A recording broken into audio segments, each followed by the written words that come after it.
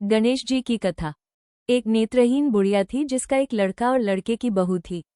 वो बहुत गरीब थी तथा नेत्रहीन बुढ़िया नित्य प्रति गणेश जी की पूजा किया करती थी।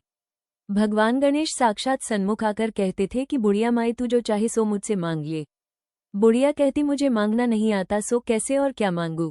तब गणेश जी ने कहा कि अपने बहू बेटे से पूछकर मांग ले। तब बुढ़िया ने अपने पुत्र और बहू से पूछा तो बेटा बोला कि धन मांग ले और बहू ने कहा कि पोता मांग ले। तब बुढ़िया ने सोचा कि बेटा बहू तो अपने अपने मतलब की बातें कर रहे हैं। अतः उस बुढ़िया के पड़ोसियों ने कहा कि बुढ़िया तेरी थोड़ी सी जिंदगी बची है, क्यों मांगे धन और पोता, तू तो केवल अपने नेत्र मांग ले जिससे तेरी शेष जिंदगी सुख से व्यतीत हो जाए। उस बुढ़िया ने बेटे और बहू तथा पड़ोसियों की बात सुनकर घर में जाकर सोचा, जिसमें बेटा बहू और मेरा सभी का ही भला हो वो भी मांग लूं और अपने मतलब की चीज भी मांग ले।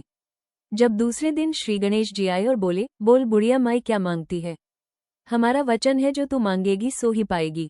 गणेश जी के वचन सुनकर बुढ़िया बोली, हे गणराज, यदि आप मुझ पर प्रसन्न हैं तो मुझे 9 करोड़ की माया दे, निरोगी काया दे, अमर सुहाग दे, आंखों में प्रकाश दे, नाती पोता दे और समस्त परिवार को सुख दे और अंत में मोक्ष दे।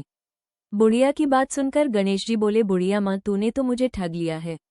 खैर जो कुछ तूने मांग लिया वो सभी तुझे मिलेगा। ऐसा कहकर गणेश जी अंतर्ध्यान हो गए। हे गणेश जी, जैसे बुढ़िया माँ को मांगे अनुसार आपने सब कुछ दिया है वैसे ही सभी को देना और हमें भी देने की कृपा करना।